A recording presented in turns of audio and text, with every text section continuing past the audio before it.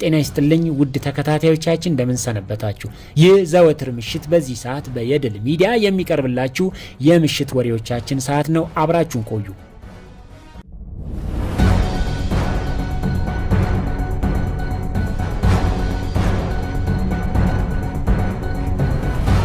የእስራኤልን የኒውክሌር የጦር መሳሪያ ግንባታ ለዓለም ያጋለጠው ሞርዴካይ ማን ነው? በቀጥታ ስለ ሞርዴካይ የምናወጋችሁ ይኖረናል። ተከታተሉን።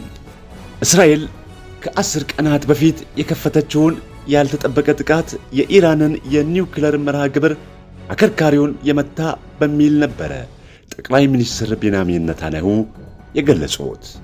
ጠቅላይ ሚኒስትሩ በዚህም ሀገራቸው የከፈተችው ጥቃት ኢላማ ያደረገው የኢራን ኒውክሌር ይዞታዎችን እንደሆነ ለማሳየት ሞክረዋል። ኢራን የኒውክሌር ማበልጸጊያ ፕሮግራሟ ለሰላማዊ አገልግሎት ነው ብትልም እስራኤል ግን በድብቅ የጦር መሳሪያ እያመረተች ነው በማለት ተወቅሳታለች። የኢራን የኒውክሌር ማበልጸጊያ ጥያቄ በሆነው በአሁኑ ወቅት እስራኤልን የተመለከተ ጥያቄ መነሳቱ አልቀረም። እስራኤል የኒውክሌር ጦር መሳሪያ አላት የሚባለውን አታረጋግጥም ወይም አትክድም። ሆኖም ዓለም እስራኤል የኒውክሌር ጦር መሳሪያ እንዳላት በሰፊው ያምናል። ለዚህም ምክንያቱ አንድ ሰው ነው። ግለሰቡ ከ4 አስርት በፊት እስራኤል በድብቅ ስታከናውነው የነበረውን የኒውክሌር የጦር መሳሪያ ግንባታ ለዓለም አጋልጧል። ግለሰቡ ይህንን ሲያደርግ ያለ መስዋዕትነት አይደለም። ለ2 አስርት ዓመታት በስር ማቋል። ወቅቱ መስከረም 25 1979 ዓ.ም የብሪታንያው ዘ ሰንደይ ታይምስ ጋዜጣ የእስራኤል የኒውክሌር ጦር መሳሪያ ሚስጥር ሲጋለጥ በሚል ርዕስ በርካቶችን ያስደመመ አንድ ዘገባ አተመ። የዚህ ዘገባ ምንጭ እስራኤላዊው የኒውክሌር ቴክኒሽያን ሞርዴካይ ቫኑኑ ነው። ሞርዴካይ በርካቶች ይጠራጠሩ የነበረውን የእስራኤል የኒውክሌር አቅም ከማረጋገጥ በተጨማሪም የሀገሪቱ የኒውክሌር የጦር መሳሪያ መርሃ ግብር ከታሰበው በላይ ግዙፍና የላቀ መሆኑን አሳየ። ቴክኒሽያኑ ከኢየሩሳሌም 150 ኪሎ ሜትር ርቀት ላይ በሚገኘው በኔጌቭ በረሃ ላይ በተቋቋመው በከፍተኛ ደረጃ ምስጢራዊ በሆነው የዲሞና የኒውክሌር የምርምር ማዕከል ውስጥ ሰርቷል።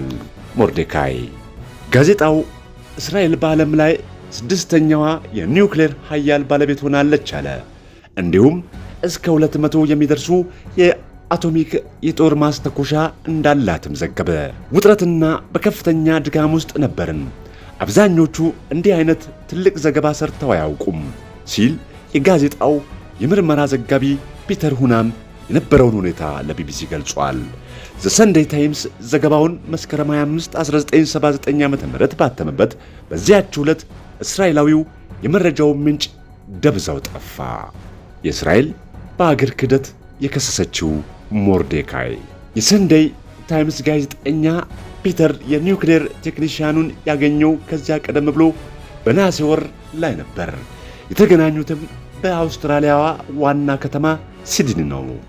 ፒተር ሞርዴካይን ሲያየው አካላዊ ገጽታውን ሆነ ሁኔታውን እንዳስገረመው አይደብቅም። ሞርዴካይ በአካል ሳየው አጭር፣ በጣም ትንሽ፣ ራስ በራስ መተማመን የሌለውና አልባሌ ልብስ የለበሰ ግለሰብ ነበር። በፍጹም የኒውክሌር ሳይንቲስትነትን የተላበሰ ገጽታ አልነበረውም ይላል ጋዜጠኛው። ቴክኒሽያኑ በዲሞና ስላየው ነገር ለዓለም ይፋ ለማድረግ በተነሳበት ውሳኔም ጸንቶም ዝርዝር መረጃዎችን አጋራ።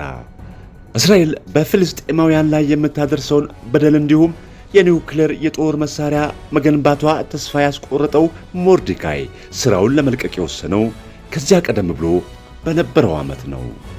ቀጣዩ እቅዱም ሻንጣውን ይዞ ወደ እስያ መዞር ነበር። ሆኖም ስራውን ከመልቀቁ በፊት ወደ ኒውክሌር ጣቢያው አምርቶ በሁለት ትልቅ ፊልሞች ፎቶዎችን አነሳ። ይህም ብቻ አይደለም። ለኒውክሌር ጦር መሳሪያ ግንባታ የሚውሉ ራዲዮ አክቲቭ ቁሶችን ለማውጣት የሚያገለግል መሳሪያ እንዲሁም የኒውክሌር ቦምብ የላቦራቶሪ ሞዴልን ወሰደ።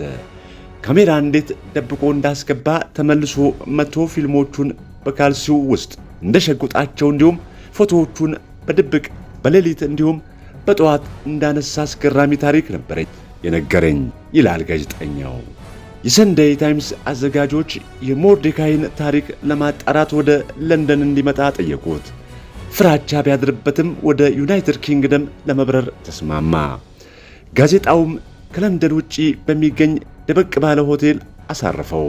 ሆኖም ረፍት አልባነት የተሰማው ቴክኒሻኑ ለንደን መጣና በአንድ ሆቴል አረፈ። በዚህም ወቅት ነው ሁኔታዎች ግልብጥብጣቸው የወጣው። በጎዳናዎች ላይ ሲዘዋወር አንዲት ሴትን አገኘ። የተወሰነ ጊዜ አይቷት ስለነበር አብሯት ሲኒማ ሄደ። እናም ይቺ ሴት ማንነቷን ታውቃለህ? እውነተኛ ናት ሲል መጠየቁን ፒተር ያውሳል። የሞርዴካይ የለንደን ቆይታ በከፍተኛ ሁኔታ ያሳሰበው የነበረው ጋዜጠኛው በየጊዜው እየደወለ ይጠይቀው ነበር። ፒተር ከሞርዴካይ ጋር የነበረውን የመጨረሻ ንግግር ያስታውሳል። ወደ ሰሜን እንግሊዝ ለጥቂት ቀናት እሄዳለሁ፣ ምንም አልሆንም አለኝ። እኔም ምንም ነገር ብታደርግ ደህንነትህን እንዳውቅ በቀን 2 ጊዜ ደውልልኝ አልኩት ይላል። ሆኖም ከአንድ ወር በኋላ የእስራኤል መንግሥት ሞርዴካይ እንደታሰረ አስታወቀ። ለንደን ላይ በተዋወቃት ሴት ነበረ ወጥመድ ውስጥ የገባው። ራሱንም አስተው በጀልባ ነበር ወደ እስራኤል በድብቅ ያጓጓዙት። ሞርዴካይ ወደ እስር ቤት እየሄደ ሳለ እንዴት ከለንደን ተጠልፎ እንደተወሰደ አንዳንድ ዝርዝሮችን በእጁ መዳፍ ላይ አሰፈረ። ሲጠብቁት ለነበሩት ጋዜጠኞችም በመኪናው መስኮት በኩል መዳፉን ከፍ አድርጎ አሳየ። ሞርዴካይ ሊያዝ የበቃው ለንደን ላይ ቱሪስት መስላ በቀረበችው ግለሰብ ነበር። በአሜሪካ የተወለደችው ቼርሊ ቤንቶቭ ቱሪስት ሳትሆን የሞሳድ ወኪል ነበረች። ግለሰቧ ሞርዴካይን አታላ አብሯት ወደ ሮም እንዲመጣ መስከረም 20 1979 ጋበዘችው። ሮም ከሄደ በኋላ ታፍኖ እንዲደነዝዝ ተደረገ። ከዚያም በኋላ ነው ወደ እስራኤል የተወሰደው። ሞርዴካይ መጋቢት 1981 በአገር ክህደትና በስለላ ወንጀል 18 ዓመታት ተፈረደበት። ከግማሽ በላይ የሚሆነውን ጊዜ ብቻውን እንዲታሰር ተደርጓል። እየተከናወነ ያለውን ነገር ለዓለም ማሳወቅ ነው የፈለኩት።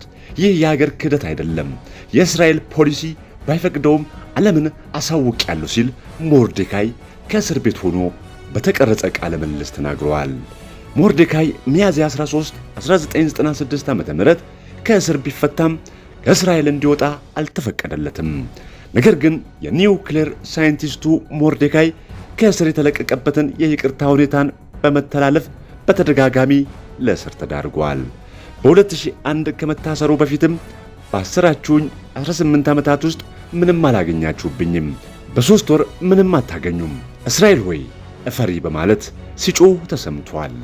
የእስራኤል የኒውክሌር ግንባታ ምስጢራዊ ስምምነት። የእስራኤልን የኒውክሌር አቅም በተመለከተ ቴክኒሽያኑ እስኪጋለጥ ድረስ የቅርብ አጋሮቿ እንኳን ብዙም የሚያውቁት ጉዳይ አልነበረም። እስራኤል የኒውክሌር መርሃ ግብሯን የጀመረችው በአውሮፓውያኑ 1848 እንደ ሀገር በተመሰረተች ማግስት ወዲያውኑ መሆኑ ይታወሳል። በጠላቶች እንደተከበቡ ያመኑት የእስራኤል የመጀመሪያው ጠቅላይ ሚኒስትር ዴቪድ ቤን ጉሪዮን የኒውክሌር መከላከያ መገንባትን ከፍተኛ ቦታ ሰጡ። ነገር ግን ግጭት በማያጣው ቀጠና የኒውክሌር መሳሪያዎችን ማምረት ወዳጆቻቸውን ማበሳጨት አልፈለጉም። እስራኤል የኒውክሌር ጦር መሳሪያዎችን ለማምረት የሚያስችላትን የዲሞና የኒውክሌር ማብያ ጣቢያ ለመገንባት ከፈረንሳይ ጋር በአውሮፓውያኑ 1960 ምስጢራዊ ስምምነት ላይ ደረሰች። ለዓመታት ያህል ይህ ጣቢያ የጨርቃጨርቅ ፋብሪካ እንደሆነ እስራኤል ስትናገር ቆይታለች። የአሜሪካ ባለሙያዎች ስፍራውን በ1960ዎቹ በተደጋጋሚ ጎብኝተው ነበር። ሆኖም ጣቢያው የነበረበትን ከመሬት በታች ያለውን ግንባታ አልተረዱም። እስራኤል በአሁኑ ወቅት ወደ 90 የሚጠጉ የኒውክሌር አረሮች እንዳሏት ይገመታል ሲል የጦር መሳሪያ ቁጥጥርን የሚከታተለው ሴንተር ፎር አርምስ ኮንትሮል ኤንድ ነን ፕሮሊፌሬሽን አስታውቋል። ሆኖም እስራኤል በኒውክሌር አቅሟ ዙሪያ ግልጽ ያለ መረጃ አትሰጥም። ከዚህ ቀደም የአገሪቱ መሪዎች እስራኤል የኒውክሌር ጦር መሳሪያዎችን በመካከለኛው ምስራቅ ለማስተዋወቅ የመጀመሪያው ሀገር አትሆንም ሲሉ በተደጋጋሚ ሲደመጡ ይሰማል። ከአውሮፓውያኑ 1970 ጀምሮ ከ191 አገራት የኒውክሌር የጦር መሳሪያዎች ስርጭትና መስፋፋትን ለመከላከል ያለመውን ትሪቲ ኦን ዘ ፕሮሊፌሬሽን ኦፍ ኒውክሌር ዌፐን የተሰኘውን ስምምነት ፈርመዋል። 5 ሀገራት አሜሪካ፣ ሩሲያ፣ ዩናይትድ ኪንግደም፣ ፈረንሳይና ቻይና የኒውክሌር የጦር መሳሪያ እንዲኖራቸው ተፈቅዶላቸዋል። ለዚህ ምክንያቱ ስምምነቱ ስራ ላይ ከመዋሉ በፊት የኒውክሌር የጦር መሳሪያ ገንብተው ሙከራ አድርገው በማጠናቀቃቸው ነው። እስራኤል የስምምነቱ ፈራሚ አባል ሀገር አይደለችም። የእስራኤልን የኒውክሌር ጦር መሳሪያ ለዓለም ያጋለጠው ሞርዴካይ በእስራኤል የሀገር ክህደት እንደፈጸመ ተደርጎ ነው የሚቆጠረው። ነገር ግን ደጋፊዎቹ በበኩላቸው በ1996 ዓ.ም ከእስር ሲፈታ የሰላም ጀግና በሚል አክብረውታል። ከእስር ከተለቀቀ በኋላ ለመጀመሪያ ጊዜ ከቢቢሲ ጋር ባደረገው ቆይታ ምንም የሚጸጽተኝ ጉዳይ የለም ብሏል ሞርዴካይ። እኔ በሚስጥር የተከናወነ የነበረውን ነገር ለዓለም ነው ያሳወቅኩት። እስራኤልን እናጥፋ፣ ዲሞና ይውደም አላልኩም። ይህን እየሰሩ ነውና እዩና ፍረዱ ነው ያልኩት ብሏል ሞርዴካይ።